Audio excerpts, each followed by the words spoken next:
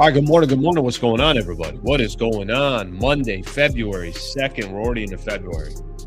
The hell just happened to January? We literally just turned the calendar. Thank you very much for being here. Appreciate you guys being a part of the show. 8 a.m. on the dot. Cheers to you on this fine Monday morning. Hopefully everybody had a nice weekend, busy weekend. Couple of Laker games. Had a Laker game on Friday. Laker game, of course, last night against the Knicks. Didn't exactly go as planned.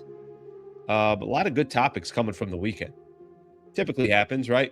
Mondays, you're going to kind of get 2 days, 3 days worth of topics that we can get into. So I'm looking forward to doing the show with everybody today. Appreciate everybody who subscribed to the channel. Thank you to all the members that joined the show on Friday. That was fun to do a member show on Friday.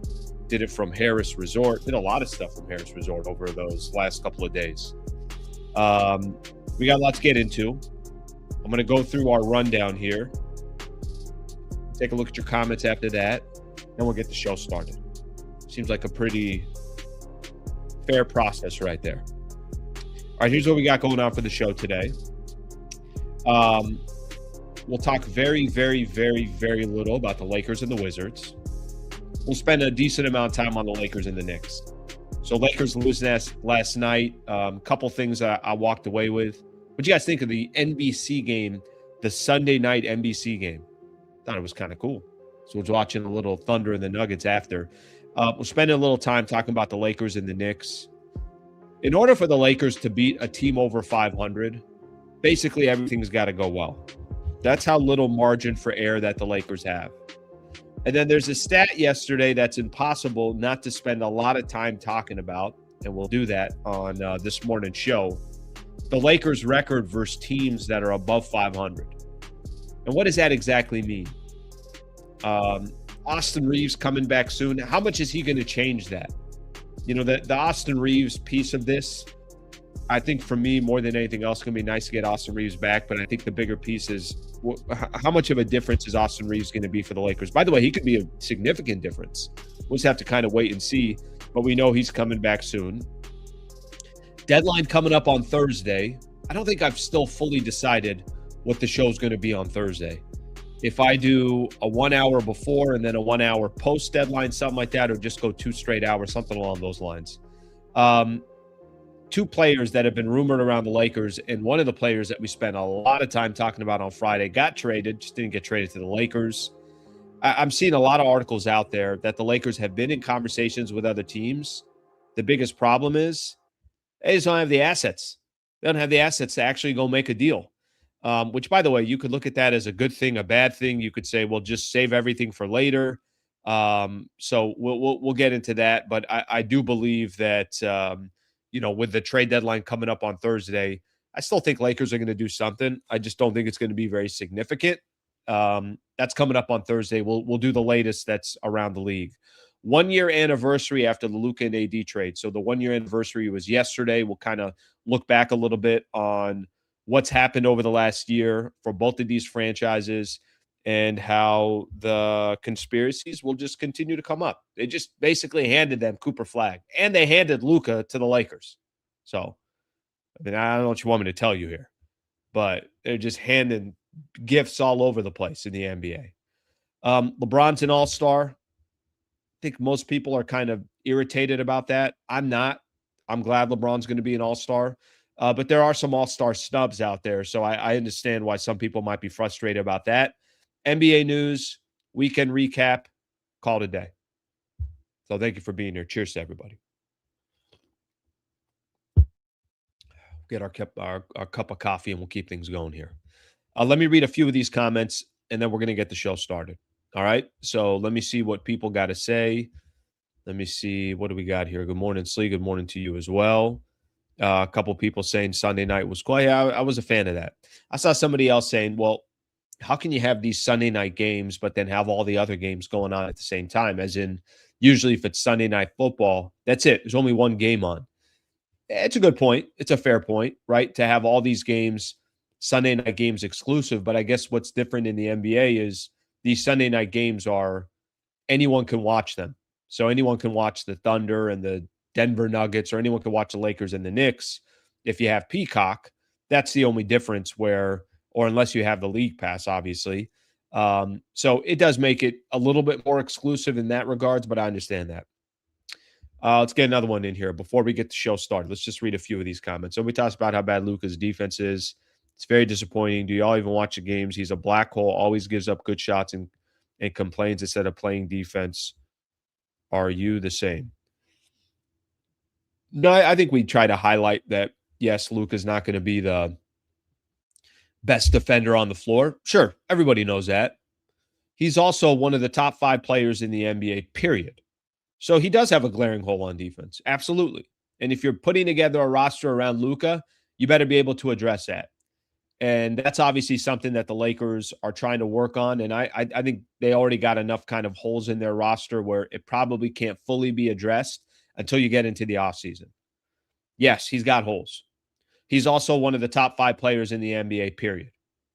So, is he LeBron in his prime? No, and never will be. Is he Kobe in his prime? No, never will be. Will he be a two-way player in his career? He never will be. But he's also one of the best players in the world, even with that as obviously a huge deficiency. Okay, let me read one or two more comments, and then we're gonna get things started here. Why aren't there fire Rob chants if y'all really tired of him? Dallas got it done. If Rob that terrible, chant fire Rob every time you see him. Well, because they didn't trade Luka. That's why. So if you're asking the question about Rob Pelinka, Nico Harrison made arguably one of the worst trades in NBA history. We'll talk about that a little bit later. So that's why they're on fire Rob chants. Now, in a year from now, it might be some fire Rob chants if things aren't going the way they should be going. Okay, appreciate you guys getting in some of those comments before we get the show started. Let's get the show started. One favor before we start. Please subscribe to the channel. That's all. Just subscribe to the channel. It's free to do so. You don't have to do anything else. It's a great way to support the channel. Over 34,000 subscribers. I feel like I've stalled in subscribers last month or so. It just kind of came to a screeching halt. If you listen to the show and you do not subscribe, please subscribe to the channel. Thank you very much. Appreciate you guys doing that. All right, let's get things started here. So Lakers had the Wizards on Friday night, and I said this. I didn't ended up doing the post game show. I was still at Harris when I did it. One of the things that I talked about was that there just really wasn't much to talk about. It was the Wizards. So, of course, they were supposed to win. Of course, they were supposed to kick their ass. And then, of course, the Lakers were going to move on. And then the big test was going to come on Sunday night when they were playing the Knicks. And I don't know if you guys remember me talking about that I said that the surprise to me was not going to be the Lakers losing to the Knicks. The surprise was going to be, hey, you walked into the Madison Square Garden. You took on a Knicks team that had won 5 games in a row. A team that could definitely represent the Eastern Conference in the NBA Finals. I would expect them to. I really do. I think the Knicks are wildly talented. They got a lot of pieces that fit. They got a couple studs from a role player perspective outside of Jalen Brunson, outside of Karl Anthony Towns. They got a lot of good role players. How good is OG Anunoby? How good is Mikal Bridges? And by the way, both of these guys play on the other side of the floor as well. They play defense. Landry Shamet was amazing yesterday. I know he's not going to have that many threes in a typical game, but just an absolute laser. They got some depth. They got pieces that make sense. They got a guy like Jalen Brunson can go off for 40 on any given night. They got a lot of good pieces on that Knicks team. Maybe they make a blockbuster trade by the trade deadline. Maybe they get Giannis. Maybe they don't. Probably lean more towards that's not going to happen. And maybe Giannis ends up getting traded during the summer. But what was going to be the bigger surprise last night was if the Lakers won. Not that they lost by 12, 112 to 100. That honestly kind of went chalk. That was kind of that was expected from my perspective that the Lakers would lose that game against the Knicks. But if they won that game, we'd certainly make a big deal about it. All right, had they lose the game, if I'm just kind of getting into some of the particulars here, and I will, something to keep in mind here. I did a full post-game show last night, so I got into probably more of the details than I will this morning. But had they lose the game, they lost the game in the second half. They get outscored 60-44. That third quarter, they got outscored 38-26. And frankly, it just felt like it was a matter of time. Lakers played so well in the first half, did everything right. Defense was good, tried a little bit of zone. Guys were stepping up. Luka was having a phenomenal first half. LeBron was doing his thing. It almost felt like, all right, Lakers got to play almost perfect basketball if they're going to end up winning this game. And what they really needed was a lot of their role players to step up, and that wasn't the case. So I saw yesterday, Cat and Brunson combined for 23 points. That's it. Think about this here for a quick sec. If I'd have told you that Cat and Brunson were going to combine for 23 points against the Lakers at the Madison Square Garden on February 1st, Lakers on the road, I'm like, well, they got a legitimate chance of winning this game. The problem is Josh Hart, OG Anunoby, Landry Shamet. Take the combination of all those guys. They put up 68 points between all those players. And for the Lakers, they had some struggles. Jake LaRavia, Marcus Smart. I thought Ayton got off to a good start and then was quiet the rest of the way. Vando really pretty much a non-factor. So a lot of these other players for the Lakers just didn't have the impact that they needed. And I'll go back to what I said a little bit earlier. Lakers have to play perfect basketball against good teams to go get a win. They do. They got to be perfect. They got a nice couple of wins, against the Toronto Raptors. It was one of those games that got against a team over 500. We'll talk about what the losing against teams over 500 means. But they just, again, it's another one of those games where they almost got to play perfect basketball in order to win a game. And it almost doesn't even really matter who they end up playing. But the Lakers lose last night, and the reasons are right in front of you why the Lakers lost that game, and it was predominantly in the second half. Okay, let me kind of think. Let me go a little bit more big picture here. This was kind of an interesting stat from yesterday's game. Lakers now 18-1 when leading at halftime. So it's their first loss. They had a 4-point lead at the half. It's their first loss of the season after leading at the half. So something to keep in mind in regards to that. And certainly, by the way, I don't know if you guys have seen this as well. Just one more thing I want to throw in here before I talk about the Lakers and how they fared against teams below 500 or against teams above 500. One other stat: Lakers are now 11-15 when DeAndre Ayton takes 9 or fewer shots. He took 6 shots yesterday, and 5-11 when he grabs fewer than 7 rebounds. He had 5 rebounds yesterday against the Knicks. I mean, maybe that's a little bit of a recipe where you do need to feed DeAndre Ayton more. Some of that's on Ayton, some of that's on the Lakers, but I think it's, there's a reason why when we say DeAndre Ayton is such a key piece of the Lakers, because when he plays well, the Lakers typically win. When he plays bad, the Lakers typically lose. So that just kind of shows you the impact one player can have on the Lakers, and Ayton kind of falls randomly into that category, which isn't too big of a surprise or a shock, but that's where we are in regards to that. Okay, so what does that loss mean to the Lakers? It means they're now 9-11 against teams over 500. I saw some of these stats. If I just look at this road trip, this is, and we could try to kind of figure out what this means about the Lakers. What do these stats mean about the Lakers that they're 9-11 against teams that are over 500? Look at just this road trip so far. If I'm just giving you the road trip so far, when Lakers win, their offense is humming. They put up 115 against Denver, 116 against the Mavs, 129 against Chicago, 142 against the Washington Wizards. Remember, they're 4-3 on this road trip. Tomorrow they got Brooklyn, who's lost. They lost a game yesterday by 53. A couple weeks ago or a week and a half ago, they lost to the Knicks by 54. They've lost by 30-some. Lakers are going to handle Brooklyn tomorrow. It's in Brooklyn's best interest to keep losing. They'll win tomorrow. They're going to go 5-3 on this road trip, which I think is actually a really good road trip. But let me just kind of talk big picture for the Lakers. When they lose on this road trip, 104, 99 against Cleveland, 100 yesterday against the Knicks. The offense isn't humming. All these other role players aren't really doing their thing. 9-11 against teams over 500. What does that exactly mean? I'll give you my interpretation of what it means when the Lakers have struggled so far this year against teams over 500. What it means to me is you can't take the Lakers serious as a real threat in the Western Conference, or even, I would say even a top 3 team in the Western Conference. Let's forget for a quick second that they're a real threat in the West. The problem with the 9-11 record against teams over 500 means you can't beat good teams. You can't beat them on a consistent basis. And when you get into the playoffs, who are you facing? Good teams. That's it. There's nobody else that you're facing. And by the way, you're going to run into this in the first round.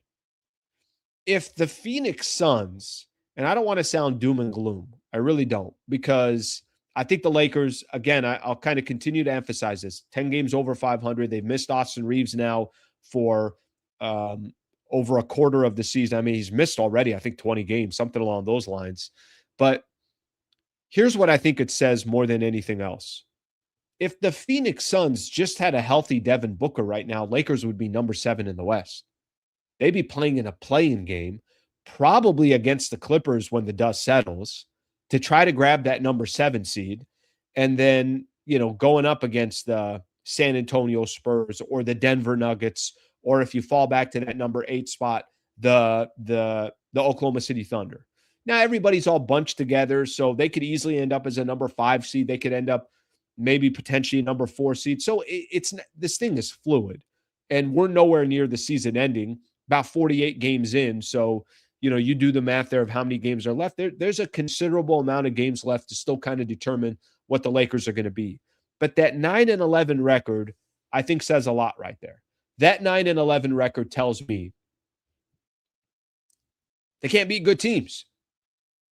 Well, when you get in the playoffs, you can't mix in Brooklyn in a 7-game set. The Wizards are not showing up in a 7-game set. The Bulls aren't showing up in a 7-game set. The Mavs aren't showing up in a 7-game set. No, you're playing elite teams. And by the way, I'm not even talking about, let's forget the Oklahoma City Thunder for a second. Of course, they're in their own category. I'm talking about Denver, San Antonio, Houston, Minnesota, Phoenix, Anthony Edwards, Devin Booker, Nikola Jokic. Think about just all these good players, teams that have a little bit more balance. The 9-11 record against teams over 500 is the record that bothers me the most. I almost wish you told me that the Lakers lost to the Washington Wizards, they lost to the Chicago Bulls, but they beat the Clippers and they beat the New York Knicks. I would rather see this Lakers team just fall asleep against the bad teams, but wake up and handle the good teams. That's not the Lakers. That's not the Lakers. So that portion, I think, is fair to say. That's part of the, I would say the frustration for the Lakers right now is they struggle against the good teams. At the end of the day, who are you going to face? You're going to face, obviously, a lot of good teams. And in the postseason, you're only facing the top 5-6 teams in the entire West. For the Lakers of where they're sitting, it's going to be even more elite than that. And that 9-11 record is definitely something of concern. Definitely something of concern. Okay, there's a clip I want to play of LeBron, and I want to cue this up here real quick. LeBron was asked just kind of about the team, where they're sitting right now. This was in the post-game show yesterday, and basically hitting on I don't know if I want to call this as an excuse, but let's give LeBron a chance to kind of hit on specifically what he thinks of this Lakers team up to this point. Take a listen to LeBron. I like this group, but we gotta continue to get better. And that's good. I mean, we should want to get better. It's February 1st, but we want to continue to get better and better. We're going 48 games now, so it's a tough Western Conference. It's a tough league, and it's, like I said, I mean, it's been tough, all season as far as dealing with injuries, guys in, guys out. Unfortunately, our all-star, 2-guard has been out for a minute, and that's a big piece for our team. So it's kind of hard to see what we can really truly be. All right, that's Bron talking about obviously where the Lakers are sitting. Says he likes the team. They're going to look. Everybody's going to say something politically correct. He's not going to be like, our role players are trash. He's not going to be like, you know what, Jake LaRavia couldn't hit a shot yesterday. He's not going to say Ayton is inconsistent enough. He's not going to say Marcus Smart might be the leader of our team, but damn, sometimes the guy can't hit a shot if his life depended on it. Okay, he's going to be politically correct. The Reaves piece is the piece that obviously becomes the most interesting conversation about the Lakers, because right now, as much as somebody would like to see the Lakers go out there and make a trade, go make a move, as much as somebody would love to see the Lakers be aggressive before the NBA trade deadline, the best asset the Lakers have, the best player that the Lakers can add to their roster is already on their team, and it's Austin Reaves. The question is just going to be, how much of a difference can Austin Reaves make? So we're going to get into that in just a second. Before we do so, let's give some love to a couple of our partners here, and I'll start looking at some of the comments. Then we'll talk about the impact Austin Reaves is going to have on this Lakers team. Let's talk about Brad Wallace and the Wallace firm. Injury attorneys, they can help anybody in the state of California. One of the things that I've always kind of emphasized with Brad Wallace, he's somebody that is a very, very loyal listener. He's a huge Laker fan. He believes in the channel. He supported the channel. He's supported me since I was on radio. He's doing it here. He really is somebody that would like to help listeners if they're ever in a situation of a serious injury or wrongful death case. Of course, I hope nobody ever is in that predicament or situation, but things happen in life. And if it does, know that you got somebody on your side that's one of the best injury attorneys in the state of California. WallaceWins.com/Sliwa is the website. You go to that website, fill out a free consultation, and he'll definitely, him and his team will get in touch with you and they'll help. If I can give a personal introduction, I'm happy to do so as well. WallaceWins.com/Sliwa. You guys know how to get in touch with me. I'm happy to make an intro if need be. So thank you to Brad Wallace and the Wallace firm.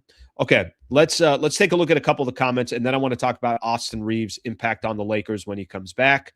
And let's see what else we have here. The one thing, and I'll go back to this that I said a little bit earlier as well. The concerning part for me is that record against teams that are above 500. That I do think says a lot. And the question is just going to be, well, how much can Austin Reaves change that? And then also, is there anything they could do between now and the deadline that could help them as well? These losses prove that the current Lakers are a one-and-done playoff team. Yeah, I think a lot of that's going to have to do with who you face, right? I think let's put it this way. If they got Minnesota in the first round, I give Minnesota the edge, but I also wouldn't be shocked if the Lakers beat them. It's not like Minnesota's an untouchable, right? They got some flaws as well. Now, I know we said this last year, and the Lakers had a cup of tea, and then the playoffs were over. So if they played the Phoenix Suns in the first round, that'd have to obviously be a 4-5 matchup. Is it a guarantee that the Phoenix Suns are better than the Lakers? I don't think that's a guarantee. I think that's a series that could go 6 or 7 and can probably go either way. A lot of it's going to be the health of certain teams. Is Jalen Green back? Is Devin Booker? I mean, a lot of it's going to have to do with that, but they're not untouchables. Now you start getting into that category where you're playing Houston in the first round, or Denver in the first round, or San Antonio in the first round. I don't like their chances. I don't. Because those teams, they got something that the Lakers don't have. They got balance. They got role players. They got guys that can get stops. Houston's a little bit up in the air for me. The Rockets are a little bit, they can get stops. They can play defense. I just worry about their offense a little bit. All right, let's see what else we have here. 5-3 Grammy trip. No question about it. Absolutely a success. No question about it. I said if they went 4-4, I thought it was a good trip. And tomorrow they got a chance to go 5-3. Listen, again, I think it comes down to more, who are the teams they lost against in this Grammy trip? I know Denver's win on the road was a good win, but let's just kind of keep in mind here, they didn't have Nikola Jokic, Christian Brown, Cameron Johnson. There's a lot of players that were obviously not there for the Denver Nuggets, but that's okay. You went and got that win. But I would tell you, just based on who was available, the 3 best teams on this road trip were the Clippers, were the Cavs, and were the Knicks. They lost to all 3 of those teams. So that goes back to the kind of the concern big picture for the Lakers, the losing against teams that are above 500. And I know Clippers aren't above 500, but Clippers have been one of the hottest teams in the NBA over the course of the last month or so. How would you feel if the Lakers don't make any moves by the deadline? Brother, I'm going to star this one, and I'm going to come back to it. Okay? So I'm going to make sure that I come back to that. Did I just unstar that? I think I might have just unstarred that. I might have lost that comment. I'm going to do trade deadline stuff, and we'll talk about that, and I'll get that back up so we can get into it a little bit later, because I think that's a I think that's a really, really good conversation. So I'm going to come back to that because I do have thoughts and feelings if they don't make a move. Definitely have thoughts and feelings if they don't make a move. Okay, let's go back here. Lakers 29-19. They're extremely fortunate to have that record. Give them credit, right? Like, can't be 29-19. Now, a lot of the damage the Lakers did was early in the season. And basically over the last, let's call it month and a half, they've kind of hovered around 500, right? So that's part of the story with the Lakers. But I don't really care. They're still 10 games over 500. So that's kind of a story in itself. Austin Reaves was, I'm going to switch gears here. I'm going to talk a little Austin Reaves, then we're going to talk a little bit about the deadline and a couple of these players that are already gone in regards to who's going to be available at the NBA trade deadline or who's still available. Okay, so the Reaves piece. Yesterday we saw that Austin Reaves was warming up. And we're like, oh man, is Austin Reaves coming back tonight against the Knicks? All right, answer was no. And it probably is better that Austin Reaves waits until the Brooklyn Nets game coming up tomorrow because Brooklyn is trash and he's going to get a lot of time to kind of figure some stuff out, get some conditioning in, get his timing in, just get that game under his belt so that by the time the Lakers come back on Thursday and they're playing the Philadelphia 76ers, all right, he'll be ready to go. And hopefully it's going to take him 5-7 games to get back into the proper shape, get to the All-Star break. He'll be ready to go for that final push. So Austin Reaves, give this man as much time as he needs to get back. How much can Austin Reaves make a difference to this Lakers team the rest of the way? How much can Austin Reaves make a difference in that 9-11 record against teams that are over 500 that the Lakers have struggled with? How much can Reaves be that kind of game changer for the Lakers that they have to have? Well, you heard LeBron talking about it, the clip that he mentioned about how the Lakers have struggled, but they don't really know what they are. LeBron, AR, and Luka in 48 games have only played 8 games so far this season. That's it. That's all they've played together so far this year. So there's been no continuity. There's been really zero opportunity to see kind of what these three players can be together. So I think there's still a lot of question marks for the Lakers. And I know the trade deadline's coming up on Thursday, but you could call it a trade deadline acquisition is just getting Austin Reaves to come back. I think Reaves is going to help the Lakers a lot. Now, do I think Austin Reaves all of a sudden is going to make the Lakers the second or third best team in the Western Conference? I don't. But I think Austin Reaves will take a ton of pressure off of Luka. He'll take some pressure off of LeBron.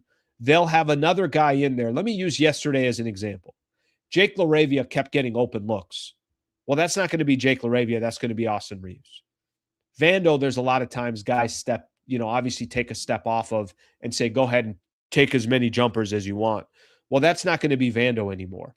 And when Luka is looking for guys to create for, there's going to be a lot of times that he's going to get the opportunity to look for a guy like Austin Reaves rather than some of these other players out there. They're just not offensive focused players. I think Reaves will make a difference. Here's the problem, I would say, when Reaves does come back. It's not going to solve some defensive issues. And there's going to be times where you're going to have rosters out there where there's going to be some overlapping. There's going to be some overlapping with Luka and AR on the floor together. There's going to be some really bad stretches for the Lakers when it's Luka, when it's AR, and when it's LeBron that are on the floor together. So do I think Austin Reaves is going to make a significant difference? Yes. Do I think Austin Reaves is going to be the difference of the Lakers now becoming a top 3 team in the Western Conference? I don't. He's going to help. Definitely an all-star before he got injured. Was having a phenomenal season. It's going to take a lot of pressure off of guys like Luka. I think the biggest thing for the Lakers is when they play their best 5 to close out a game, their best 5 is going to include Austin Reaves, of course. And then the question is going to be, how do you surround the rest? How do you kind of fill up the rest of the roster to close out games?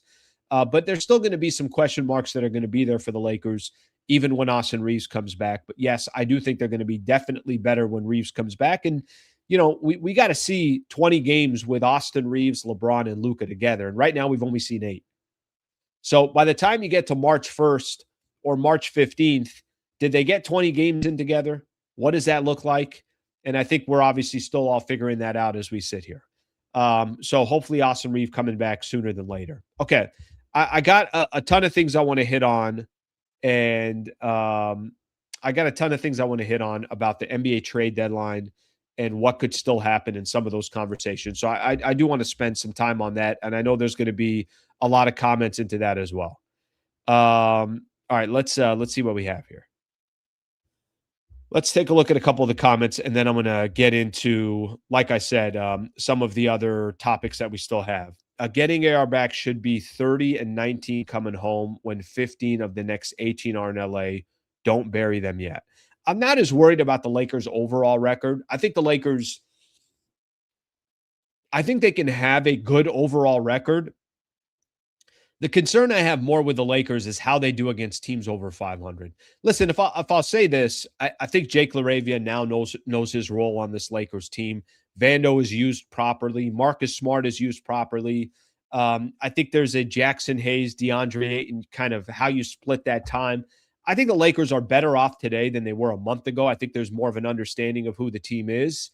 But I saw this. I think I was looking at this yesterday. Let me look at this with you guys here real quick. They're going to have some games coming up. And yes, a lot of it's going to be home cooking, but they're going to have some games coming up where they're going to play a lot of good teams. And they are going to be at home. And I think this is going to help tell the story of, all right, what are the Lakers? Look at some of the games the Lakers have coming up. Thursday, they play Philly. Next Monday, a week from today, they got OKC at home. Then they got San Antonio at home. Game against Dallas. Then they got the Clippers at home. Then they got Boston at home. Then they're at Phoenix. At Golden State is always a tough place to play. The point I'm trying to make here is some tough games coming up. And that to me is what I want to see. I mean, they go through a stretch in March where it's New York, it's Minnesota, it's Denver, it's Houston again, it's Miami, it's Orlando, it's at Detroit. I mean, they're going to go through a stretch where they're playing really good teams. And I got a curiosity against those good teams, because I don't need to see the Lakers fluff up their record because they beat the Wizards and they beat the Nets and they beat Chicago and they won at Dallas. Like, that's fine. How do you look against the good teams? And that's been the issue, I think, with the Lakers. Austin will be such a help. It's absolutely devastating with their perimeter shooting right now. You're not wrong about that. It's like no matter if LeBron or Luka makes the extra pass, the results the same, missed shots. Last night was a good example of that. I think Lakers shot under 30% from the three-point line. They struggled from three, a lot of open looks. Jake LaRavia looks like he's got no confidence out there, no confidence in his threes. And Vando's just not a good three-point shooter. Marcus Smart's either hitting threes or he can't hit a shot if his life depended on it. So there's a lot of that as well. And I think obviously Austin will help in that. Plus, Austin could be a playmaker too. You could play Luka off ball a couple of possessions. You could play LeBron off ball a couple of possessions. It's just a little bit more balance when Austin Reaves is out there. All right, let's see what we have here. OKC, San Antonio, back-to-back is ridiculous. I love it. I want to see more of that. That's all I care about. At this point, I just want to see the Lakers against good teams. Because I think there's a good chance they're going to beat the bad teams. They're going to beat up on the teams that are below 500. I need to see Lakers with good teams. Okay, let's keep going here. I haven't even got into any of the NBA trade deadline stuff, and there's a lot of topics that are just in regards to that. Here's the biggest question for the Lakers right now. Biggest question for the Lakers right now is, do they have the assets to go make a move? Do they have the assets? And this is going to tie back to the comment a little bit earlier, which I'm going to try to find here real quick. How would you feel if the Lakers don't make any moves by the deadline? So I'm going to answer this here while I kind of talk about a couple other topics. So here's what I would tell you. Friday, I spent a lot of the show because there were some rumors out there about the Lakers potentially looking to make a deal for DeAndre Hunter. They'd have to give up Rui Hachimura. They'd give up Dalton Connect. DeAndre Hunter comes in return. And listen, I was on here, and I don't think there were too many people that were on my train. It's like, listen, if that's the deal that the Lakers make, I'd like to hold on to Rui Hachimura. But if they don't, because they think DeAndre Hunter is a better 3-and-D player, 7'2" wingspan. He's more athletic. They want him on the books next year because they think that he could play with Luka and play on this team, and they feel like he's got a lot of upside. The world wasn't going to end to me if they made that trade. But there were a lot of Laker fans that didn't want to see that deal go down. And the fact that the Lakers wouldn't have to include a first rounder and they get to keep their first rounder, that's always something. They got to keep all their draft assets in that deal. That's kind of a little bit that's attractive to me because I do want to see the Lakers keep their draft assets. Saturday, DeAndre Hunter got traded, and he got traded to the Sacramento Kings. There's been a couple names that have been associated with the Lakers. Keon Ellis was another player that the Lakers have been rumored with trying to make a deal for. DeAndre Hunter, Keon Ellis, both traded on Saturday. None of them end up with the Los Angeles Lakers. So there's a couple of guys that are off the board. Here's what Mark Stein said about that trade that didn't happen with the Lakers. He said, leak sources say the Lakers' interest in Hunter, meanwhile, has been reportedly overstated this week. The teams have certainly talked during this transaction cycle, but the purple and gold don't want to jeopardize their upcoming financial flexibility in the offseason by absorbing $25 million salary for next season with DeAndre Hunter. Well, the only reason why the Lakers would do that deal is if they thought, yeah, we want DeAndre Hunter next year. We'll take him. He's a good enough player for the Lakers to be one of those 3-and-D players, and then he's off the books the following year. And if they want to trade DeAndre Hunter, that's another asset that they can have. Clearly, the Lakers did not. They decided that wasn't the move to be had. But that was a conversation that we obviously had over the course of the last day or so. Okay, what's the latest? Let me give everyone the latest in regards to this upcoming trade deadline, and then I'm going to answer this question about how would I feel if the Lakers don't make a move at the deadline. I still feel the Lakers are going to do something. The biggest question is going to be, will the Lakers give up any real draft assets to go make a deal? All right. I saw this. I saw a couple different articles on this, but I'm going to throw some names out here that have been associated with the Lakers the last couple of weeks. Herb Jones, Trey Murphy, Jonathan Kuminga, Miles Bridges, Andrew Wiggins, Najee Marshall, of course, DeAndre Hunter, and Keon Ellis.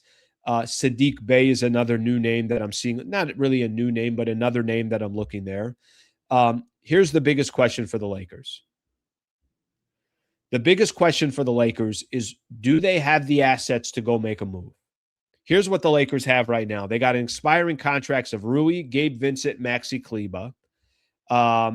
It sounds like a lot of the deals that the Lakers are trying to make, they just do not have the assets. I saw one story that I was reading a little bit earlier that the Lakers, who were trying to offer some expiring contracts alongside some second-round picks to the Golden State Warriors to try to see if there was some interest in Jonathan Kuminga. Everybody's like, no, that's not a good enough deal for any of these teams to make. One of the quotes here, the Warriors had made it clear LA has nothing of value to them.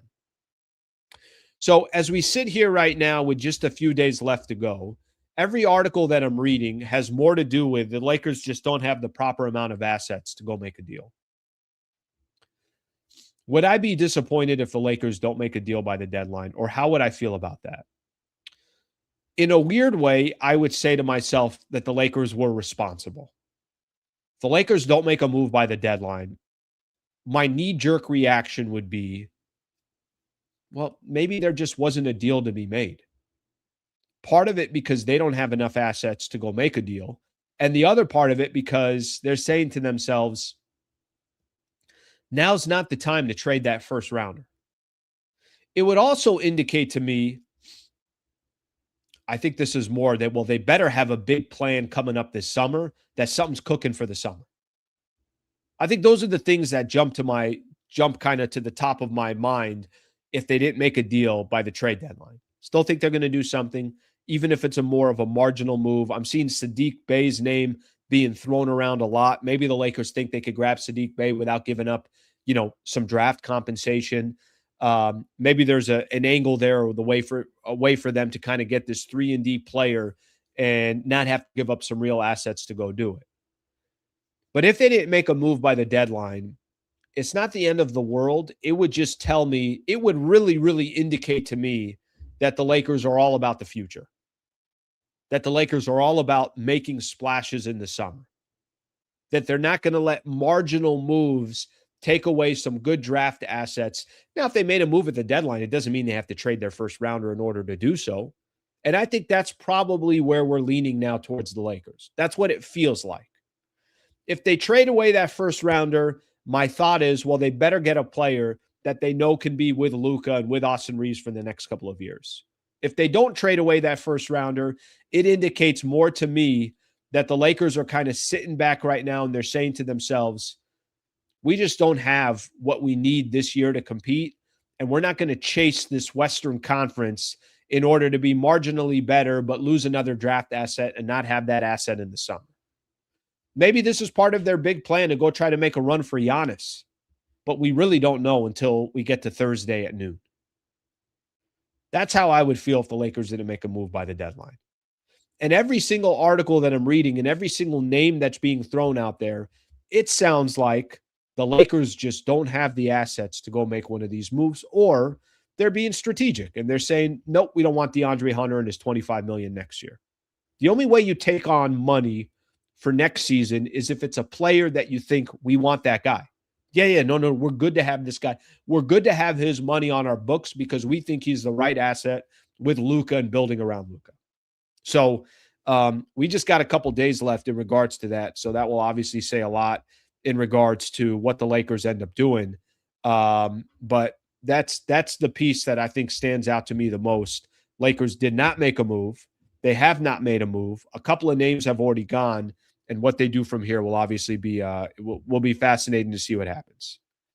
Okay, let's take a look at some of the comments here. I know a lot of people want to weigh in on this stuff, so let's see what we have here.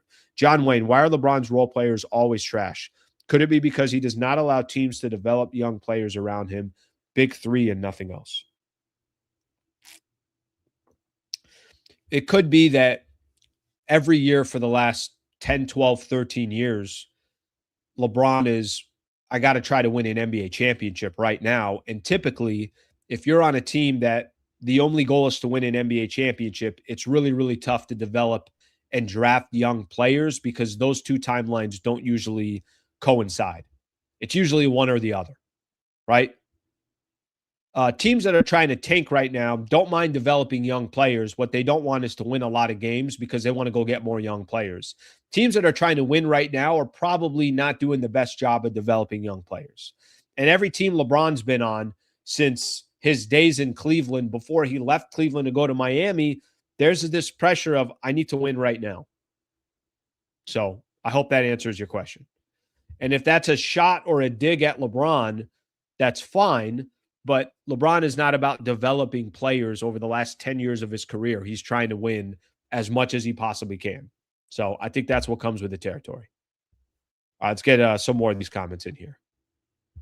Can't make a deal with $40 million expiring, not savvy. Thank you for the supers, by the way, guys. I appreciate that. Can't make a deal with $40 million expiring. If there's one thing that a lot of people are looking at with the Lakers and are saying they like the position that the Lakers are in, Lakers got an unbelievable amount of flexibility. It just all starts in the summer. It's not going to be today. It's not going to be tomorrow. It all starts in the summer. So any move that they make, that's going to be obviously the difference. This is an interesting comment here. Same scenario every season. You're not wrong. I think Ron's pointing out that, and I think there's a lot of Laker fans saying, wait a minute, this was the same shit as last season. Here's what I would tell you is the big difference between this upcoming offseason than previous off seasons. I don't think LeBron's coming back. He's definitely not coming back at $52 million a year. So I think that has something to do with it. Here's another difference from previous years. You had a couple of players where you weren't sure how long the future is. You don't have that anymore with Luka. You know exactly what Luka is. You know how key of a piece he's going to be for the Lakers moving forward. And it's very, very clear. It's very, very clear that this is the piece that you're building around. So I'd say the only difference moving forward, Lakers this past summer didn't have an option with LeBron. LeBron had the option. He picked up that option as far as his contract goes. This is the first summer that will be under new ownership. It will be the first summer that they control the rights to LeBron James and what they want to do with him. It will be the first summer that they're truly building around Luka Doncic. So I think that's the difference between this summer and previous summers, but I get it. That's a fair point. I know a lot of people get frustrated from the Lakers because of that point. All right, let's get another one in here. There is absolutely no way for a team to win with a backcourt with Luka and AR playing together for a long time. AR has to come off the bench for Luka or be traded. It's going to figure itself out. Because I will tell you this. I think the Lakers are going to keep AR. I think they're going to sign him in the summer. And then I also think they're going to keep a close eye on it. How's it looking? There was an article, and I didn't get into it on Friday. I'm gonna point to it here real quick. And again, I've told you guys this before. I haven't been the biggest fan of trying to hit on all this Giannis Antetokounmpo conversation because there's nothing to talk about with the Lakers. It's a good conversation to have in regards to other teams in the NBA. Is he going to get traded by the deadline? All of that stuff. This could happen in the offseason. I'm not telling you it's going to happen, but it can happen. Here's something that could happen in the offseason. What could happen in the offseason is the Lakers, by the way, there were trade scenarios out there. And again, I don't think this is going to happen, but let me just kind of point this out. Let's say Milwaukee doesn't trade Giannis at the deadline. And let's say agents start getting involved and Giannis starts deciding, you know what? I want to go freaking play with Luka Doncic. I want to go be a Los Angeles Laker. I want to play with Luka. I'm going to tell the Milwaukee Bucks there's one team that I want to get traded to, and it's the Los Angeles Lakers. If the Lakers had an opportunity in the summer to trade 3 first-rounders plus Austin Reaves and whatever else, the Milwaukee Bucks want, then clearly I think the Lakers would obviously jump on that, and they would take their chances with that. Let's say that trade doesn't happen. Okay, let's push that to the side. They'll re-sign Austin Reaves, and then they'll give it a year to see how does this thing look with Austin Reaves and Luka.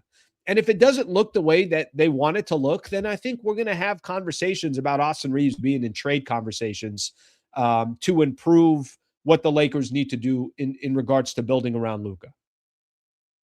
Okay, re-sign the guy and then figure out what happens from there. And I think the Lakers will do that. Dear Lord, people are still with the false narrative that AR can't play with Luka. I think it's a fair question to be asked, and I don't think we're going to have that real answer until it's those two that are leading this franchise and they get a full summer to try to figure out what to do with the rest of the roster. So, listen, that's not a crazy question to say, I don't think Luka. What's the goal if you're a Los Angeles Laker fan? What's the goal if you're Mark Walter in the Lakers group? What's the goal? There's one goal. The goal is not to make the playoffs. The goal is not to, make it past the first round. The goal for Mark Walter, again, it doesn't have to be this year. It doesn't have to be next year. But ultimately, what the new ownership and what Laker fans have been blessed with is a chance to compete for NBA championships. If there's a not just a Laker fan, but there's an NBA fan out there that's questioning whether Luka and AR could be your backcourt on a championship run, of course, that's a fair question. I got my doubts. Sure, there's a lot of people that have their doubts in regards to that question. So I'm not completely opposed to when people say that backcourt can't make it happen. There's a lot of question marks in there. The rest of the roster is going to have to be perfect. And finally, the Lakers are going to be getting AR back here pretty soon, and then we'll have a little bit better of an idea of what that backcourt looks like together. But the team is imperfect. We know that. And you probably don't have a real true idea until you get to the offseason, you start building that team around those two players. So a lot to hit on there. I know that, unfortunately for the Lakers right now, they've still not done anything by the trade deadline. We're only a few days away, which, listen, this is not uncommon for most of these deals to be done this week. There was one deal that went down over the weekend, but for the most part, it's obviously been pretty damn quiet. It's been pretty quiet. The Trae Young deal went down a little bit earlier, but it's been pretty quiet. So we'll see what happens this week. And again, to go back to that initial question, how would you feel if the Lakers didn't make a move? There's part of me that's like, all right, they either didn't have enough assets or they were more responsible this summer than they've maybe been in the past. They want to keep their draft assets. They want to keep that first rounder. They want to have 3 first rounders in the summer, but then the expectations would grow in the summer that the Lakers are making a blockbuster move. And we don't know that to be the case yet. I'm just making assumptions here. So we'll see what the Lakers do between now and Thursday. Of course, we're going to keep talking about it every single day until we get there. And if something does come down, then we'll break it down. Shout out to Harrah Resort SoCal. Everyone who's in Southern California is between an hour and 2 hours away from Harrah SoCal. I drove from Pasadena down to Harris on Thursday and had a great time. Great couple of days. I really did. Got a chance to go to Hell's Kitchen, had dinner there. Did my show there from Monday on Friday morning from First Down, which is their sports bar. Did a member show from my room. My room was they hooked it up. I mean, it was awesome. If you're a member, you actually know you saw it in the post game show as well. I showed the room. Did my post game show from there. Enjoyed phenomenal food and great margaritas from Rita's Cantina, which is not too far from where my room was. Went to Andrew Santino, a great venue for entertainment as well. Went to that comedy show. I had a great time. I'm encouraging people who are looking for a staycation. You're 1 to 2 hours away. HarrahSoCal.com is the website you go to. My drive, I went from Harris, then down to San Diego. Beautiful drive. Beautiful drive. It really is. The Palomar Mountains north of San Diego. It's a beautiful place. That's the website. You want to go book your staycation, go to HarrahSoCal.com. Just a phenomenal location, and shout out to them for being a partner of the show. Do you know what today is? Actually, it was yesterday. Yesterday, but I got 300 comments waiting for me, and I think they're getting ready to yell at me about something. I'll go back to some of the comments here before we close out the show. Yesterday was the 1-year anniversary of the Luka AD trade. 1-year anniversary. And moving forward for me, the conspiracy theories are still the conspiracy theories today are stronger than they've ever been. The conspiracy theory for me reached its peak when the Dallas Mavericks got the number 1 pick in the draft. So then I had to go back and say, wait a minute. Arguably the dumbest trade in NBA history, which involved the Lakers and Luka Doncic, a top 5 player, being handed to the Los Angeles Lakers organization. Anthony Davis, who, by the way, has now played a total. I got some of these stats here, okay? AD has now played 29 total games between last season and this season. 9 last year, 20 this year. We'll see when he eventually comes back. He's been in trade rumors like no tomorrow. The conspiracy theory for me is not when Luka and AD trade happened, but when the lottery draft was going on and the Dallas Mavericks just happened to get the number 1 pick and get Cooper Flag. Just things happen in life. Very lucky. Very lucky. Okay. Let's go back to what we were talking about. 1-year anniversary of Luka AD trade. Obviously, there was a lot of conversation about it yesterday. And listen, I will say the one bright spot for the Dallas Mavericks, they did get Max Christie, who's a baller, who's a phenomenal player. They did also get Cooper Flag, that in his rookie year is averaging 20 points a game, 6.5 rebounds, 4 assists, looks like an absolute stud, will be a stud for years to come. The Mavs, by the way, had a 1.8% chance of getting the number 1 overall pick. It's crazy. It's crazy they got it. Luka, by the way, averaging 33 points a game, 8 rebounds, almost 9 assists, doing what Luka does. And it was just kind of a trip yesterday to continue to watch and to pay attention to that. I'm like, that was a year ago that Nico Harrison didn't put Luka in the market, didn't try to get the best deal that he possibly can, kept it under the radar. 1 year ago today. Every conspiracy you know what I ended up watching all weekend? I just started watching UFO conspiracy theories. Give me everything. I'm all in. 1 year ago yesterday was the Luka AD trade. So 1 year later, there's a lot of articles that are out there. And to me, if they didn't get Cooper Flag, imagine if the Mavs got the number 13th pick in the draft. Just none of that happened. I mean, they just got so effing lucky that they got Cooper Flag, but it will still go down as one of the dumbest trades in NBA history. And for the Lakers, they start a brand new chapter. And for the Dallas Mavericks, they've been shopping around Anthony Davis since the offseason. So just kind of shows you how everything worked out in regards to that trade. 1 year ago today was that trade. All right, let's take a look at a few of the comments. I know we got a couple of people that want to chime in, and then I want to talk from there. I got some NBA stories. LeBron is an all-star, some NBA news, and then we're going to get out of here. All right, here's what we have here. Pat is a new MVP member. Pat, thank you, brother. I appreciate it. You have joined about 200 members that are a little under 200 that are part of the MVP members, and it's a great way to support the channel. $3 a month. If you look on your channel, whether you're on your phone or on your desktop, there's a join button. If you hit that join button, you can be a member, and I do exclusive content for members. We do about one video a week is what we average, just a member show. And we kind of shoot the you-know-what about everything. We talk about a lot of things that have nothing to do with Lakers basketball, talk a lot about the channel. So thank you to everybody that is a member already. And thank you to Pat for joining in and being a member as well. Really appreciate it, bud. All right, let's get a couple more in here. Spicy Mayonnaise. AR comparisons to Kyrie. Kyrie came back from 3-1 with LeBron. Don't think AR is that talented. Love the show, Slee. Yeah, I'm not trying to compare Kyrie to AR. I'm not.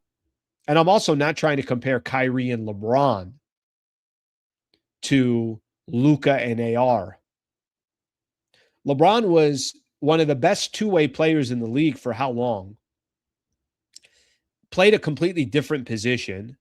Kyrie is an absolute killer, and it wasn't those two guys in the backcourt together. Kyrie, one of the most clutch shots in NBA history. Now, Kyrie and Luka together, that's obviously a better comparison. That's a closer comparison to AR and, obviously Luka. But there's no need to compare any of these players. The bottom line is we don't know what Luka and AR can be, but I could tell you that Luka and AR better have the best players around them if they're going to make a run.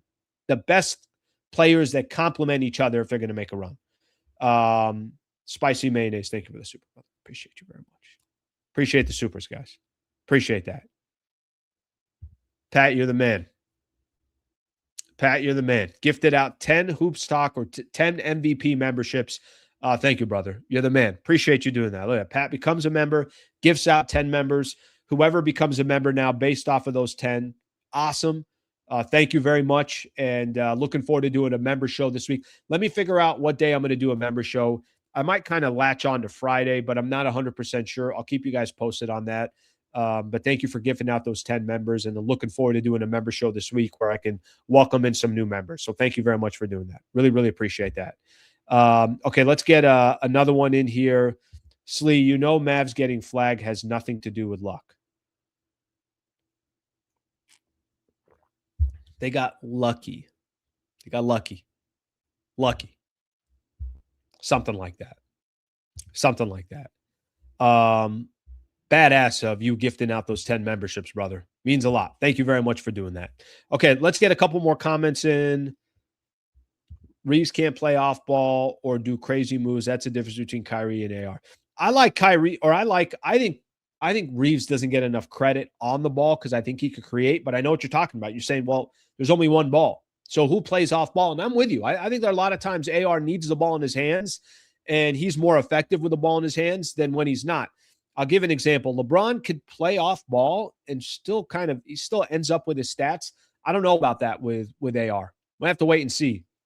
We just need a much larger sample size with all three of those players and then those two players specifically. And I don't think we've got that so far. Okay. If you got some more thoughts and comments, you want to put them in, feel free to do so. We will take a look at some more of these comments. I do got a couple NBA stories that I want to put in. I'm going to tie LeBron being an all-star into my NBA stories. And then we'll point out a couple different things, and then we'll obviously get to the final few comments here. We're going to call it a day. LeBron selected to his 22nd All-Star game as a reserve. I think a lot of people feel a certain way about this. Here's what LeBron said yesterday. Super humbling. The coaches voted. So mad respect to the coaches, and then them seeing the way I'm still playing at the latter stage of my career. Went on to say, and to be able to be an all-star means a lot to my family. People that have been following my career, my LeBron faithful, they've been following my journey. It's always rewarding just from a humbling standpoint to be able to be rewarded for what you put your work into. I'm actually really happy LeBron made the all-star team. And I don't think this is all based off merit. I don't think it's based off of LeBron making it simply because he's one of the top players in the league. I don't think that's the case, because I think you can make a case for other players to be a part of that all-star team better or more so than him. But I do think it's important to have LeBron, especially that this could be the final year of his career to be an all-star. And if you want to make a case against that, I get where you're coming from. I understand it.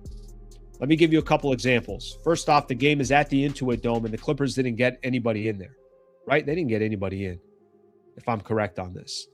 That part is a kind of a tough pill to swallow there. If you're not just a Clipper fan, but you're like, what the hell? It's in LA.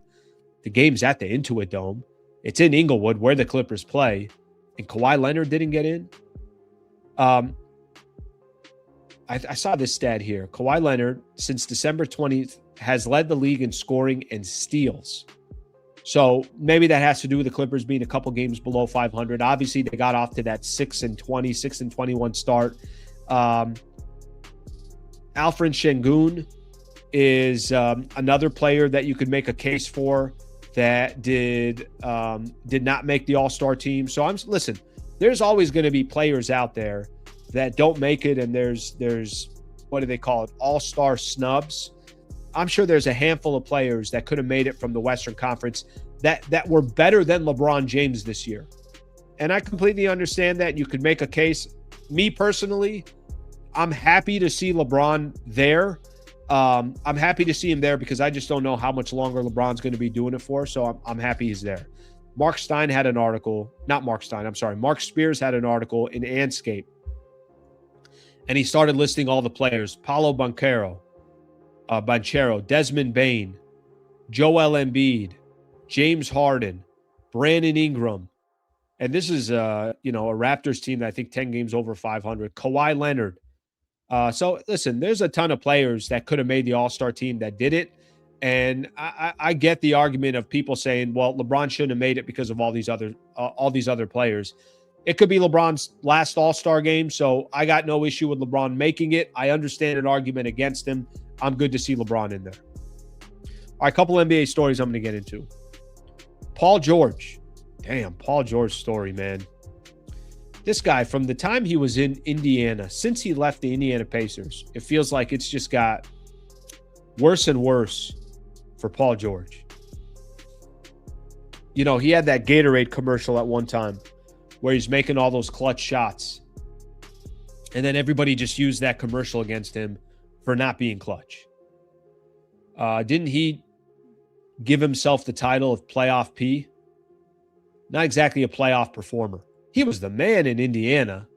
But since his time in Indiana, let's just say it hasn't gone all that well. I mean, financially, it's gone great for him.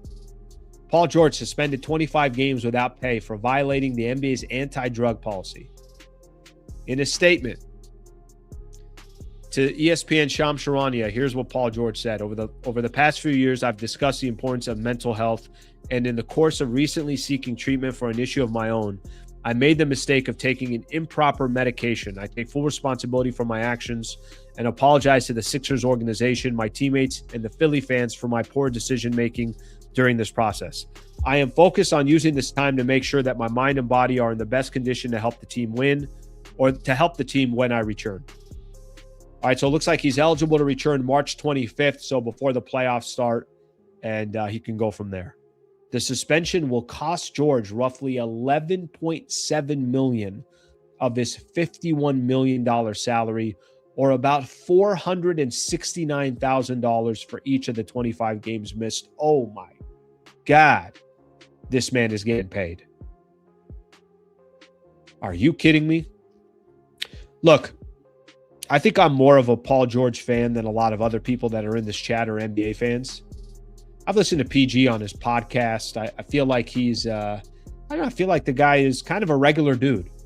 I feel like his relationship with other NBA players, you could tell that. I don't think the guy's a bad guy. Has he made some bad decisions? Has he not been clutch? Should he have come to the Lakers? I don't know. You could make a lot of arguments about his career. And listen, if he took something because it had to do with his mental health, hopefully the guy's mental health is getting better and improving and everything else. But his story since Indiana has just kind of gone this way. So there's your story on Paul George. There's that story coming from the weekend. A couple other quick NBA stories. The Pistons beat the Nets yesterday by 53. They just barely squeaked by 53. I mean, the Nets, I want the Nets to understand this. You don't get more lottery balls for losing by over 50. Like, all you have to do is just lose. You don't have to lose by 50 plus. They lost a game to the Knicks by 54. They lost this last one by 53. Lakers got the Nets coming up tomorrow.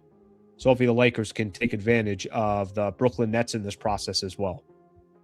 Okay, a couple of the things I'm going to point out here real quick.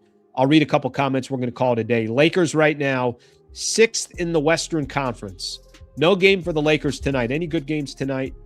Timberwolves and the Grizzlies, Sixers and the Clippers. All right. Both of those games on Peacock. Timberwolves still playing some good ball, 31-19. They got Memphis, and then Sixers and the Clippers. Obviously, Clippers playing some good ball as well. Lakers got the Sixers coming up on Thursday. Trade deadline is Thursday, so this is it. This week, a few more days left, and then we're going to call it a day.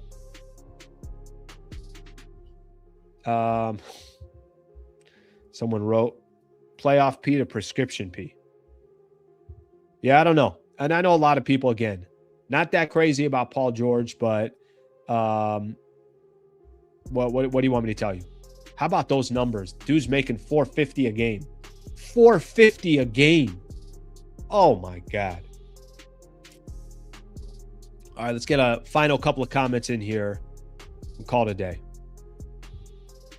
If the Lakers could somewhat shoot, Luka would be leading the league in scoring and assists. Playoff P sucks, period. Paul George is stealing money. Damn, that man is getting paid. By the way, for everything people say about the Clippers, pretty smart of the Clippers not to give up that change to Paul George. Podcaster George is still playing. Yes, he is. Slee, tell the truth. You knew the Lakers were going to lose to the Knicks. Yeah, listen, like I said from the beginning, and I mentioned it on Friday, the bigger surprise was going to be the Lakers beating the Knicks, not losing to the Knicks. Knicks are a good team. And the Lakers don't exactly have the best track record against teams that are over 500. So I don't think that's a surprise there or a shock. I don't think so at all. Laker fans, do we really feel like one average wing player makes the team a contender?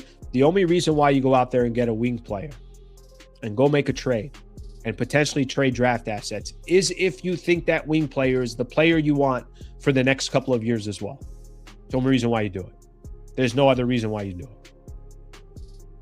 So if they make a trade, it's because of that. Nothing else. All right, my people, I think we're done for the day. I got to give one more quick shout out here. Thank you again to Pat for gifting out those 10 memberships, brother. I really appreciate that. Thank you to everybody being here. Thank you to our subscribers. Thank you to our members. Fun show today. Mondays are always a fun show just because there's so much obviously so many good things to talk about. Shout out to our partners as well. Brad Wallace of the Wallace Firm and Harrah Resort SoCal. I'm back on tomorrow morning at 8 a.m. If something happens, if the Lakers make a trade today, something along those lines, I'll just come back on and I'll be live. But until then, I really appreciate everybody being a part of the show, supporting the channel. I will see everybody tomorrow morning. Lakers got the Nets tomorrow night. I think a 4:30 tip-off. So I'll see everybody tomorrow at 8 a.m. Thank you, everybody. Have a great rest of your day.